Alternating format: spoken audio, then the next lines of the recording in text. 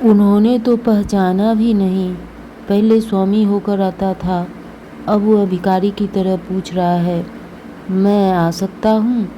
लालजी महाराज बोले, आओ। मेरे साथ 3 मूर्तियाँ और भी हैं, उनको भी बुलाओ। एक सन्यासिनी जैसी स्त्री और 2 बच्चे भी आए। साधु ने अपनी पहचान दी तो लालजी महाराज बोले, फिर ये कौन है? साधु बोला, यह विधवा माई थी, बेचारी दुखी थी, बच्चे भी थे। इसे देखकर मुझे दया आ गई।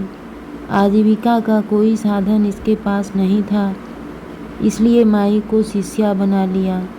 बच्चों को पढ़ाता हूँ। बाद में मालूम करने पर पता चला कि साधु ने उस स्त्री को पत्नी बनाया है और कमाता नहीं है, इसलिए गेरुए कपड़े पहनकर घूमता रहता है। क्या तेजस्वी साधु था! स्त्री की ओर जरा सा देखा केवल, और कुछ नहीं। आँख से इधर उधर कुछ देखते हो या कान से सुनते हो तो बुद्धि में जरा सा भी यदि मोह है तो वह बढ़ता जाएगा। आत्मज्ञान नहीं हुआ हो तो जब तक शरीर रहे तब तक भगवान से प्रार्थना करना कि हे प्रभु बचाते रहना इस दलदल से। कईयों को भ्रांति हो जाती है, मुझे आत्म साक्षात्कार हो गया, मुझे आत्म शांति मिल गई। भावनगर से करीब 15-20 किलोमीटर दूर गौतमेश्वर नामक जगह है। वहाँ एक साधु थे, बहुत त्यागी थे। लोगों की भीड़ को देखते तो वे एकांत में भाग जाते। संसार से विरक्त, कुछ साथ में नहीं रखते थे।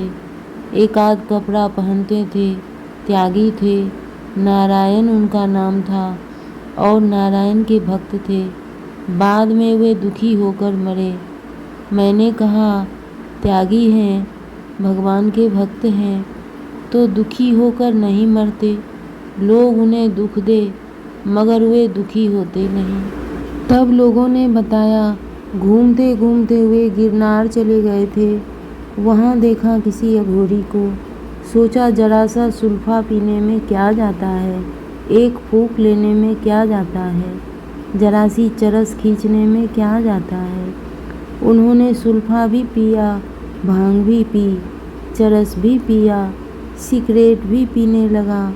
फिर अशांत होकर आए, विक्षिप्त होकर आए और आत्मघात करके मर गए। श्यामला जी आदिवासी क्षेत्र में मुझे समाज के लोगों ने आकर कहा कि यहाँ के पादरी लोग बोतल खुली रखकर उसमें से प्यालियाँ पीते पीते लोगों को लेक्चर देते हैं, आशीर्वचन देते हैं। ऐसे शराबी लोग धर्मगुरु होकर लोगों के सिर पर हाथ रखते हैं। वे गरीब आदिवासी बेचारे धर्म परिवर्तन के बहाने धर्मभ्रष्ट होते हैं। जिस कुल में जन्म लिया हो उस कुल के मुताबिक अगर सत्कर्म करें तो उस पुण्य के प्रभाव से उनके पूर्वजों को भी सद्गति मिल जाए।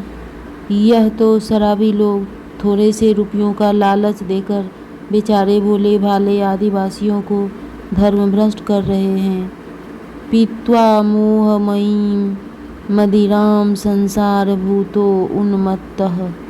दुर्जन तो दुखी होते ही हैं, लेकिन सज्जन भी सच्ची समझ के बिना परेशान हो जाते हैं। एक पिता फरियाद करता है, मैं सुबह जल्दी उठता हूँ, पूजा पाठ करता हूँ, कुटुंब के अन्य लोग भी जल्दी उठते हैं, लेकिन एक नौजवान बेटा दुष्ट है, वह सवेरे जल्दी नहीं उठता। यह मोह है।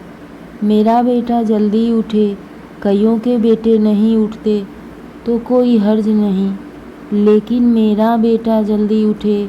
मैं धार्मिक हूँ तो मेरे बेटे को भी धार्मिक होना चाहिए। अपने बेटे में इतनी ममता होने के कारण ही दुख होता है। भगवान के जो प्यारे भक्त हैं, भगवत तत्व को कुछ समझ रहे हैं, उनको आग्रह नहीं होता। बेटे को जल्दी उठाने का प्रयत्न करते हैं, लेकिन बेटा नहीं उठता तो चित्त विक्षिप्त नहीं होता।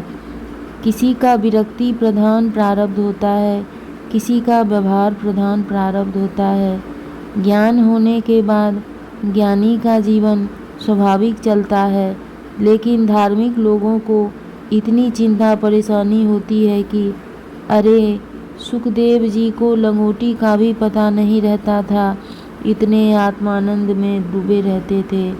हमारा ध्यान तो ऐसा नहीं लगता सुखदेव जी जैसा हमारा ध्यान लगे। हजारों वर्ष पहले का मनुष्य, हजारों वर्ष पहले का वातावरण और कई जन्मों के संस्कार थे, तो उनको ऐसा हुआ। उनको लक्ष्य बनाकर चलते तो जाओ, लेकिन लक्ष्य बनाकर विक्षिप्त नहीं होना। हो गया तो हो गया, नहीं हुआ तो नहीं हुआ, लेकिन चित्त को सदा प्रसन्नता से महकता हुआ रखो। ऐसा ध्यान हो गया तो भी स्वप्न, न हुआ तो भी स्वप्न। जिस परमात्मा में सुखदेव जी आकर चले गए, वशिष्ठ जी आकर चले गए, श्री राम आकर चले गए, श्री कृष्ण आकर चले गए, वह परमात्मा अभी तुम्हारा आत्मा है। ऐसा ज्ञान जब तक नहीं होता तब तक मोह नहीं जाता। तुलसीदास जी ने कहा है, मोह सकल व्याधिन कर मूला, तिन्हते पुनि उपजहि बहुसूला। क्रमशः हरि ओम।